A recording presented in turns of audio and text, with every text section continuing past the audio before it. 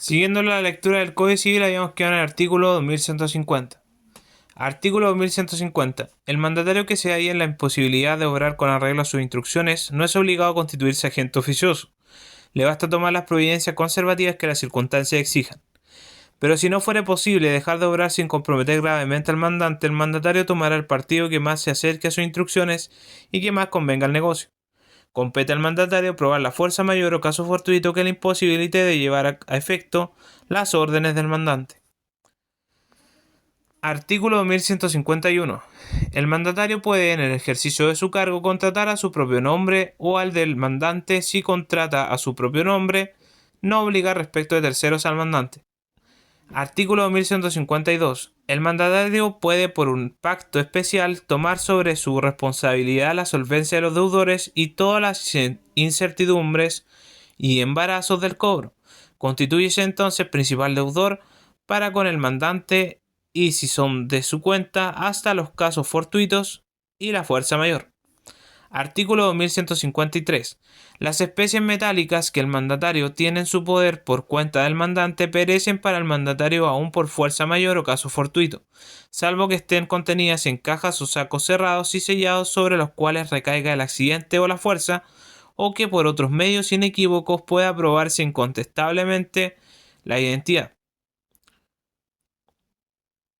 Artículo 2154. El mandatario que ha excedido los límites de su mandato es solo responsable al mandante y no es responsable a terceros, sino, primero, cuando no les ha dado suficiente conocimiento de sus poderes. Segundo, cuando se ha obligado personalmente.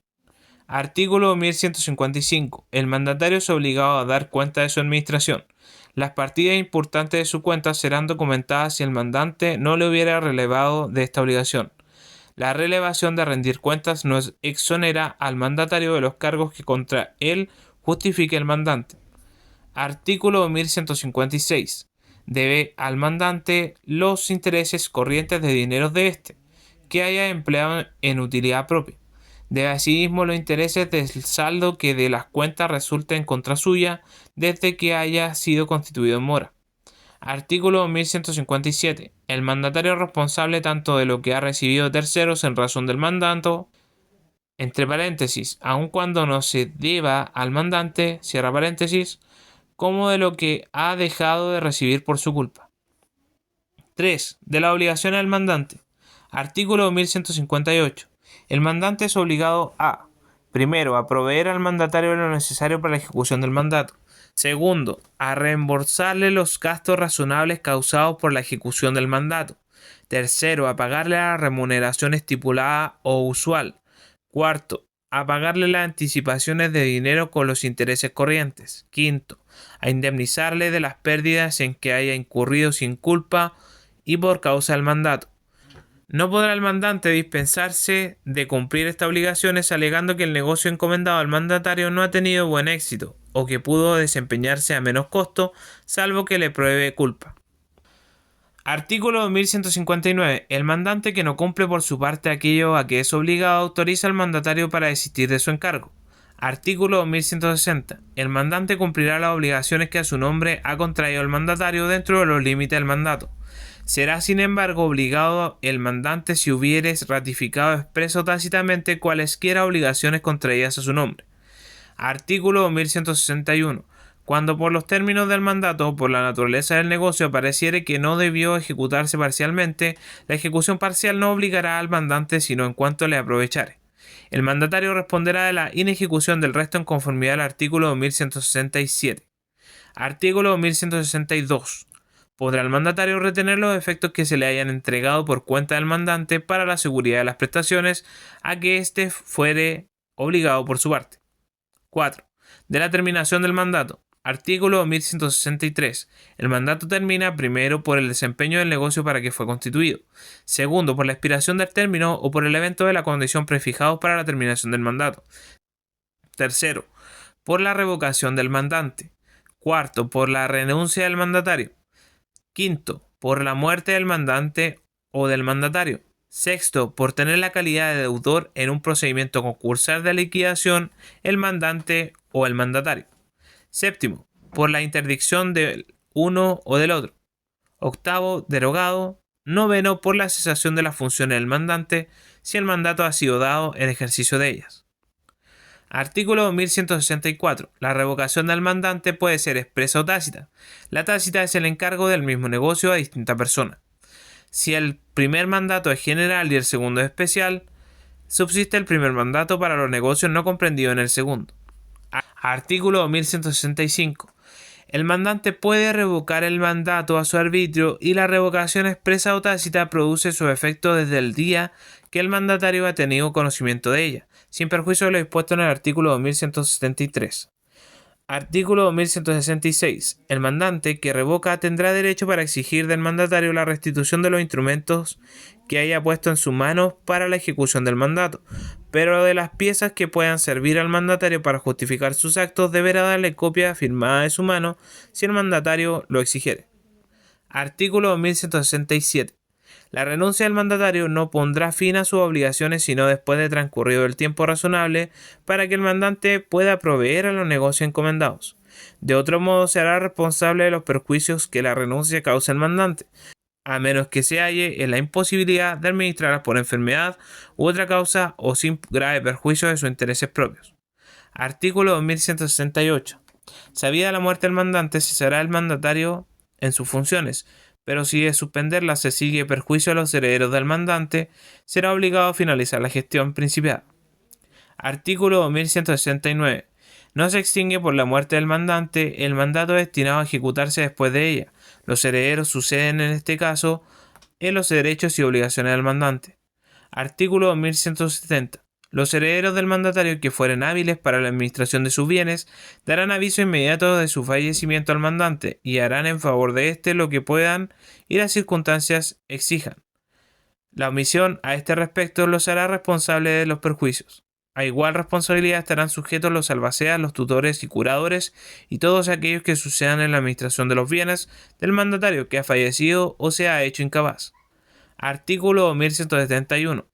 Si la mujer ha conferido un mandato antes del matrimonio, subsiste el mandato, pero el marido podrá revocar los arbitrios siempre que se refiera a actos o contratos relativos a bienes cuya administración corresponda a éste. Artículo 1172.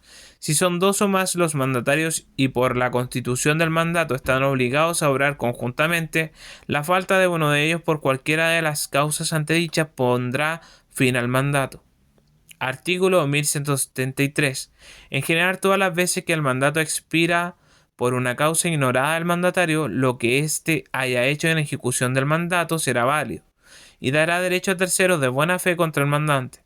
Quedará asimismo obligado al mandante como si subsistiera el mandato, a lo que el mandatario, sabedor de la causa que lo haya hecho expirar, hubiere pactado con terceros de buena fe, pero tendrá derecho a que el mandatario le indemnice. Cuando el hecho que ha dado causa a la expiración del mandato hubiere sido notificado al público por periódicos y en todos los casos en que no apareciere probable la ignorancia del tercero, podrá el juez en su prudencia absolver al mandante. Título 30. Del comodato o préstamo de uso. Artículo 1174.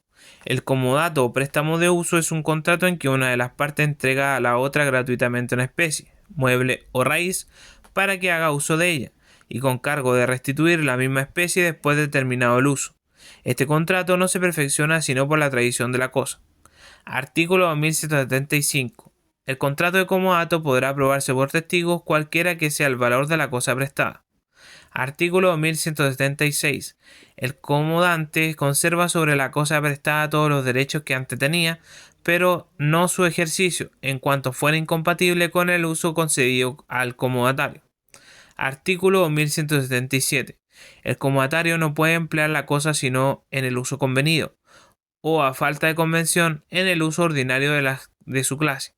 En el caso de contravención, podrá el comodante exigir la reparación de todo perjuicio y la restitución inmediata, aunque para la restitución se haya estipulado plazo.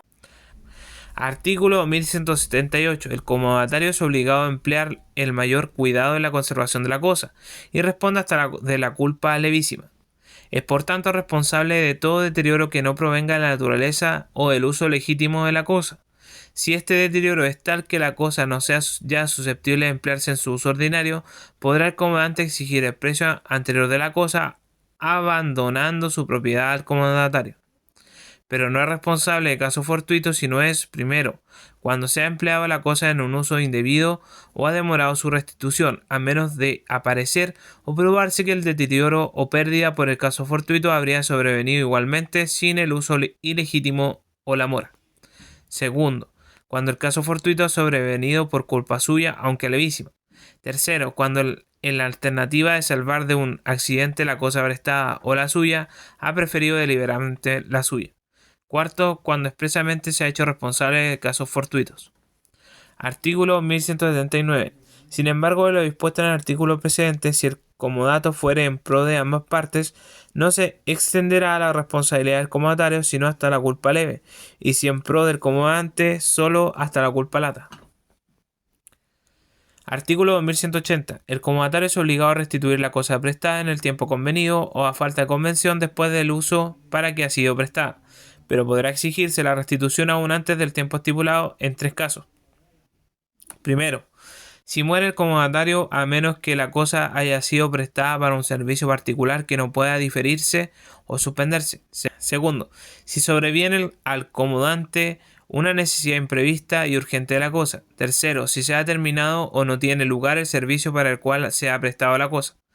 Artículo 1181. La restitución deberá hacerse al comodante o a la persona que tenga derecho para recibirla a su nombre según las reglas generales. Si la cosa ha sido prestada por un incapaz que usaba de ella con permiso de su representante legal, será válida su restitución al incapaz. Artículo 1182. El comodatario no podrá excusarse a restituir la cosa, reteniéndola para la seguridad de lo que le deba el comodante, salvo en el caso del artículo 1193. Artículo 1183. El comodatario no tendrá derecho para suspender la restitución alegando que la cosa prestada no pertenece al comodante, salvo que haya sido perdida, hurtada o robada a su dueño, o que se embargue judicialmente en manos del comodatario. Si se ha prestado una cosa perdida, hurtada o robada, el comodatario que lo sabe y no lo denuncia al dueño, dándole un plazo razonable para reclamarla, se hará responsable de los perjuicios que de la restitución se sigan al dueño. Y si el dueño no la reclamare oportunamente, podrá hacerse la restitución al comodante. El dueño, por su parte, tampoco podrá exigir la restitución sin el consentimiento del comodante o sin decreto de juez. Artículo 1184. El comodatario es obligado a suspender la restitución de toda especie de armas ofensivas y de toda otra cosa de que sepa se trata de hacer un uso criminal, pero deberá ponerlas a disposición del juez. Lo mismo se observará cuando el comodante ha perdido el juicio y carece de curador. Artículo 1185. Cesa la obligación de restituir desde que el comodatario descubre que él es el verdadero dueño de la cosa prestada. Con todo, si el comodante le disputa el dominio, deberá restituir, a no ser que se haya en estado de probar breve y sumariamente que la cosa prestada le pertenece. Artículo 1186. Las obligaciones y derechos que nacen del comodato pasan a los herederos de ambos contrayentes, pero los del comodatario no tendrán derecho a continuar en el uso de la cosa prestada, sino en el caso excepcional del artículo 1180, número 1. Artículo 1187. Si los herederos del comodatario, no teniendo conocimiento del préstamo, hubieran enajenado la cosa prestada, podrá el comodante, no pudiendo o no queriendo hacer uso de la acción reivindicatoria o siendo ésta ineficaz, exigir de los herederos que le paguen el justo precio de la cosa prestada o que le cedan las acciones que en virtud de la enajenación les competan, según viere convenirle. Si tuvieron conocimiento del préstamo, resarcirán todo perjuicio y aún podrán ser perseguidos criminalmente según las circunstancias del hecho. Artículo 1188. Si la cosa no perteneciera al comodante y el dueño la reclamare antes de terminar el comodato, no tendrá el comodatario acción de perjuicio contra el comodante, salvo que éste haya sabido que la cosa era ajena y no la haya advertido al comodatario. Artículo 1189. Si la cosa ha sido prestada a muchos, todos son solidariamente responsables.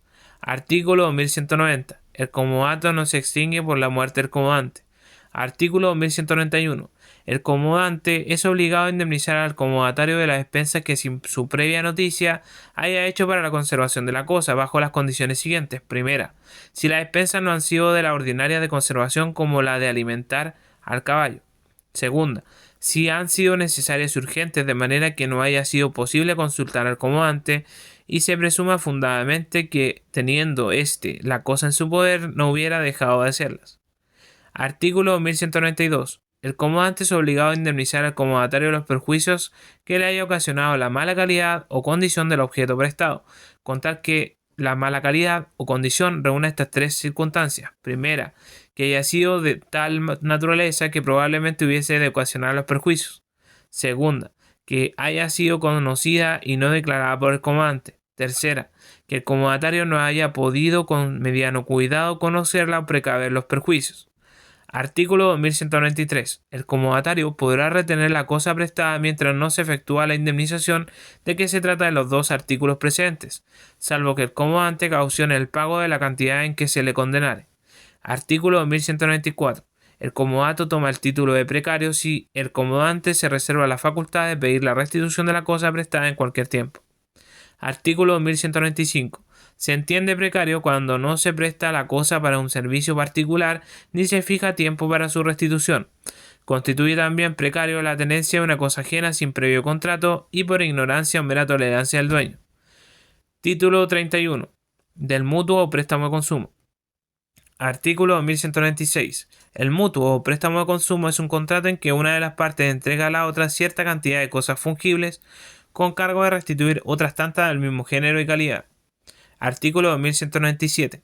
No se perfecciona el contrato de mutuo sino por la tradición y la tradición transfiere el dominio.